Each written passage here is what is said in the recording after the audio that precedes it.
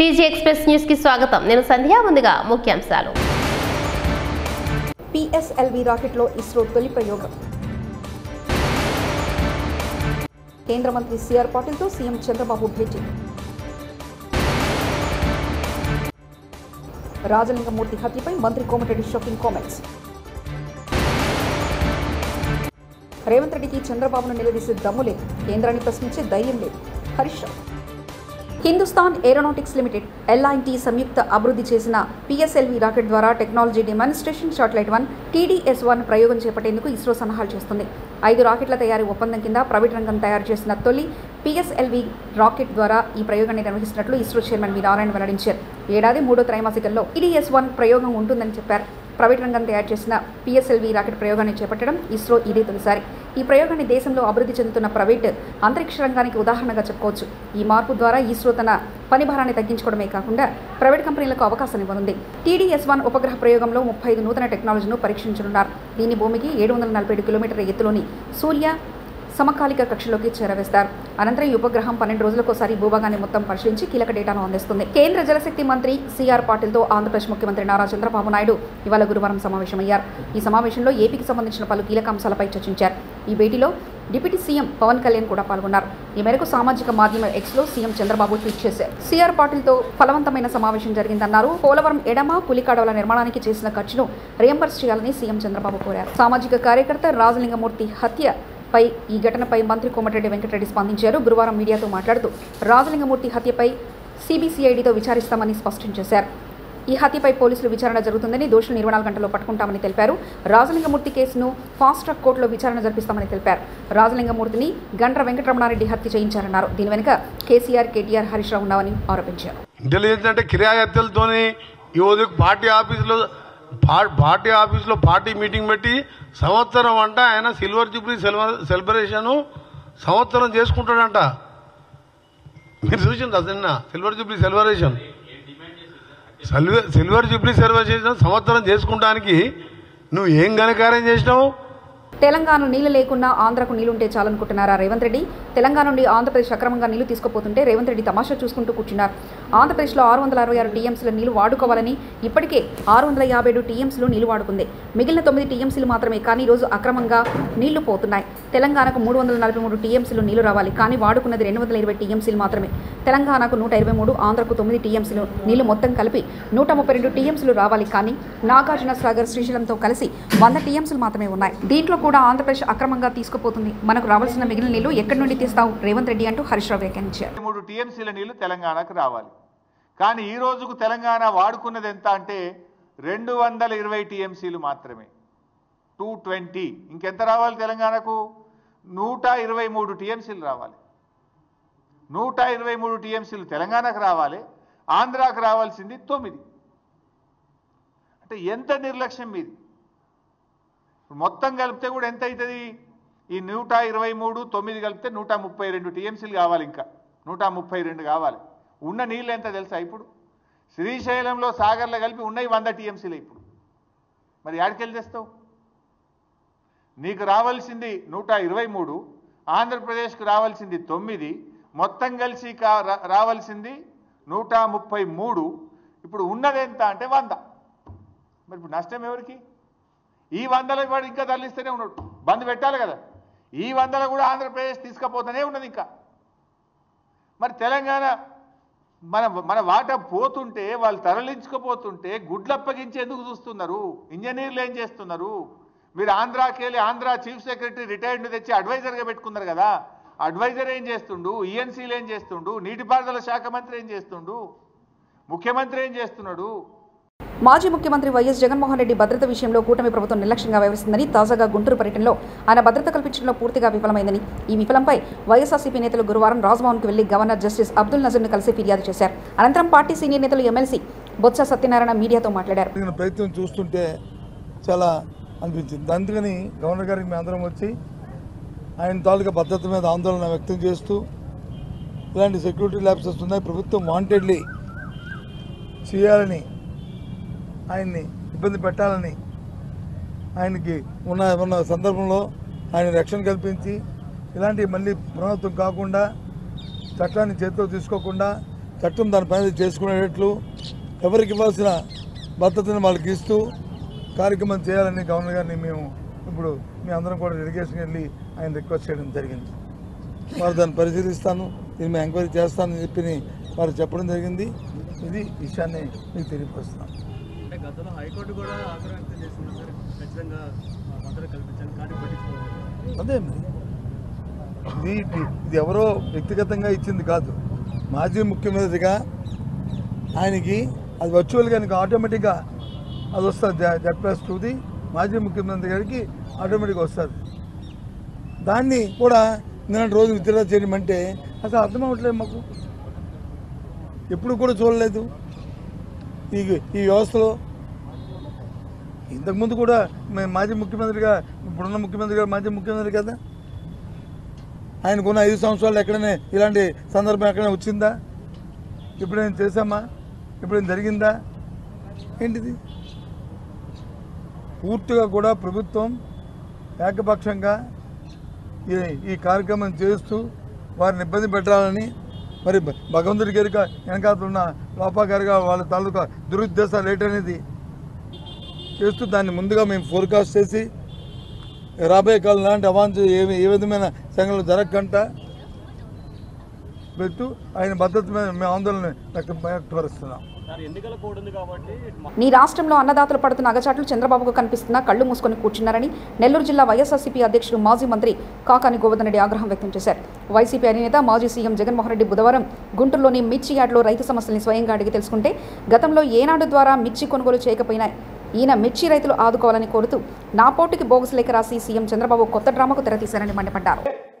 గత 2 రోజులుగా కృష్ణా, గుంటూరు ఏదైతే ఈరోజు జగన్మోహన్ రెడ్డి గారు 2 సార్లు పర్యటించాడో దాని మీద మీరు రకరకాలైనటువంటి విమర్శలు చేయవచ్చు. ఏదేదో మాట్లాడుతున్నారు, నోటికి వచ్చినటువంటిదంతా మాట్లాడుతున్నారు. అయితే ఆ 2 పర్యటనలో ఆయనకి చూడడానికి ఆయన పట్ల ఉన్నటువంటి అభిమానంతో తరలి వచ్చినటువంటి జనాన్ని చూసిన తర్వాత మీకు మైండ్ బ్లాక్ అయినట్టుగా, ఏదో పాపం తెలియనటువంటి ఫ్రస్ట్రేషన్లో ఆక్రోశం, ఆవేశం అన్నీ కలబలిసి ఈరోజు ఏదో ఒక విధంగా జగన్మోహన్ రెడ్డి గారు వెళ్ళాడు, జనం వచ్చారనేటువంటిది తట్టుకోలేక, జీర్ణించుకోలేక మీ ప్రవర్తన ఈరోజు ఆ విధంగా దిగజారిపోయిందని నేను భావిస్తున్నా. ఎందుకంటే అచ్చెన్నాయుడు మాట్లాడాడు, చంద్రబాబు నాయుడు గారు మాట్లాడారు. మీకు మాట్లాడడానికి చిల్లు ముంతలు దొంగిలించేటువంటి సోమిరెడ్డి లాంటి రావాల్సి వచ్చింది. అది కదా నా బాధ. వీడు చిల్లు ముంతలు దొంగిలించేవాడు అయిపోతే వీడు చిల్లు ముంతలు దొంగిలించే సోమిరెడ్డి మీకు మాట్లాడేవాడా? అంతకన్నా దౌర్భాగ్యం మీ పార్టీలో మాట్లాడేవాడు లేడా? కాబట్టి ఆ స్థితికి మీరు దిగజారిపోయారు. అది ఈరోజు ఒకసారి చూస్తే మీరు చేస్తున్నటువంటి ప్రచారం, మీరు మాట్లాడుతున్నటువంటి మాటలు ఎంత దుర్మార్గంగా ఉన్నాయి, ఎంత అన్యాయంగా ఉన్నాయనేటువంటిది ప్రజలు చర్చించుకుంటున్నారు, రైతులు మాట్లాడుతున్నారు. అంతకన్నా మీకు ఎక్కువగా చెప్పాల్సినటువంటి అవసరం లేదు. అంటే మీరు ప్రజలు కానీ రైతులు కానీ కష్టాల్లో ఉన్నప్పుడు, వాళ్ళకు సంబంధించినటువంటి సమస్యలు ఉన్నప్పుడు, ఆ సమస్యల మీద తెలుగుదేశం ప్రభుత్వం, కూటమి ప్రభుత్వం దృష్టి పెట్టినప్పుడు, చంద్రబాబు నాయుడు గారు వాళ్ళని గాలికి వదిలేసినప్పుడు, ఒక ప్రతిపక్ష నాయకుడిగా రైతులకు సంబంధించినటువంటి సమస్య తెలిసినటువంటి వాడిగా, రైతుల సమస్యలు పరిష్కరించినటువంటి వాడిగా, రైతు బాగుంటే రాష్ట్రం బాగుంటుంది అని చెప్పి తన 5 సంవత్సరాల పరిపాలనలో నమ్మి పరిపాలించినటువంటి వ్యక్తిగా రాసిన మక్తల్ కాంగ్రెస్ కార్యకర్తలు ఎన్నికల ముందు డబ్బులు లేవని అప్పులు తీసుకున్న వాకిటి శ్రీహరి ఇప్పుడు తమ ఇంటి పక్కనున్న మరో ఇల్లుకు 1,50,00,000 పెట్టి ఎలా కొన్నారు? అలాగే లహరి కన్వెన్షన్ పక్కన 100 గజాల స్థలం, హైదరాబాద్లో 5 ఫ్లాట్లు, భూత్పూర్ దగ్గర 19 ఎకరాల భూమి, కుటుంబ సభ్యులు తిరగడానికి 5 కార్లు ఎలా వచ్చాయి? వైన్ షాప్లో పనిచేసే నాగరాజు అనే వ్యక్తి వాకిటి శ్రీహరి గెలిచాక కోట్ల రూపాయలు ఎలా పడగెత్తాడు? వాకిటి శ్రీహరి అంచన్లు కళ్ళు మామలా చేసుకునే గౌడ కులస్తులతో మామూలు ఎందుకు వసూలు చేస్తున్నారు? విలేఖరి పత్రికలో రాసినందుకు తన మీద ఈరోజు కాంగ్రెస్ ప్రభుత్వం బోయిన్పల్లి పోలీస్ స్టేషన్లో SC/ST యాక్ట్ పెట్టింది. తోటా సుధీర్ అనే ఆంధ్రజ్యోతి పత్రికకు చెందిన విలేఖరి తన వృత్తి ధర్మం పాటిస్తూ జరిగిన అంశాన్ని కాంగ్రెస్ ఎమ్మెల్యే కంటోన్మెంట్లో శ్రీ గణేష్ బీజేపీ నాయకులను ప్రశంసించారు. మీ వల్లనే గెలిచినాము అని చెప్పిన ఏదైతే ప్రకటన ఉందో దాని తర్వాత కక్షపూరితంగా మరి తన మీద 353 BNS మరియు SC/ST యాక్ట్ ని ఇవాళ బోయిన్పల్లి పోలీస్ స్టేషన్ లో ఆ విలేఖరి మీద పెట్టడం చాలా దారుణం. ప్రజాస్వామ్యానికి పత్రిక బీజేపీ వల్లే గెలిచానన్న కాంగ్రెస్ ఎమ్మెల్యే శ్రీ గణేష్ అదే వార్త రాసినందుకు ఆంధ్రజ్యోతి విలేకరి తోట సుధీర్ మీద కేసు పెట్టిన ఎమ్మెల్యే శ్రీ గణేష్. ఈ రోజు మళ్ళీ నాకు అవకాశం వచ్చింది. దానికి న్యాయం కోరుకున్నారని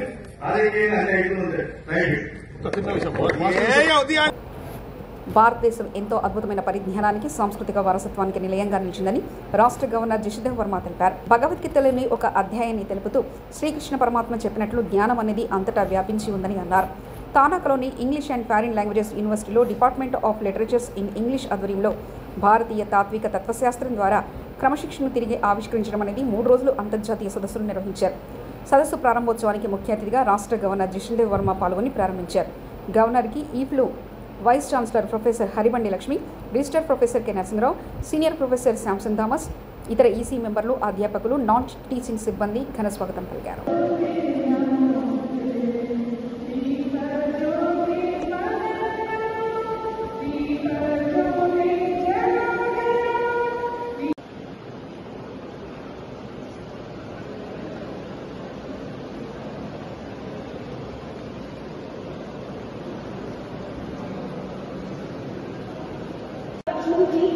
Education activists, and we also invite all the academicians, faculty members, non-teaching staff, research scholars, students. Who are so effective.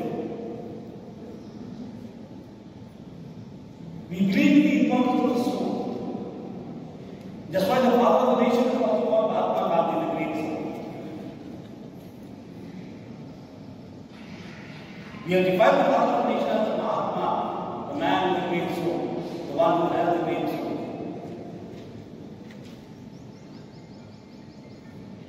So that is the way our civilization attitude is. And it's one of the greatest attitudes that the world has ever known. That there's something beyond. How should success be measured? How should vikas be measured? This is something that we have to show. Vikas cannot be measured just by, what to say, bank balances. Though economy is a very, very important part of vikas. The fruit may be the very important part of the tree. Without the fruit, there is no fruit. There is no life.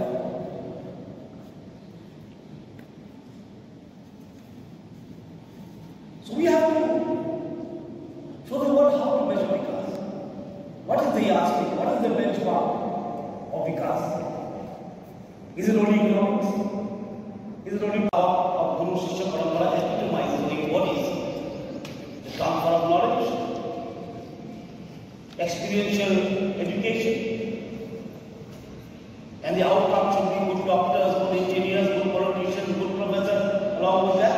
మహిళలకు కేటాయించిన 33% రిజర్వేషన్లో BC మహిళలకు sub quota కేటాయించాలని demand చేస్తూ మార్చి 18-19లో చెలో ఢిల్లీకి రాజ్యసభ సభ్యుడు ఆ కృష్ణయ్య పిలుపునిచ్చారు. కాచిగూడలోని జాతీయ ఓబీసీ మహిళా సంక్షేమ సంఘం ఆధ్వర్యంలో నిర్వహించిన సమావేశంలో చెలో ఢిల్లీ పోస్టర్ను ఆర్ కృష్ణయ్య ఆవిష్కరించారు. ఈ సందర్భంగా ఆయన మాట్లాడుతూ ఆల్ ఇండియా బీసీ మహిళా ఆధ్వర్యంలో ఢిల్లీలో సెమినార్ నిర్వహించినట్లు తెలిపారు. చట్టసభలో మహిళలకు కేటాయించిన 33%లో బీసీ మహిళలకు 50% సబ్ కోటా కల్పించాలన్నారు.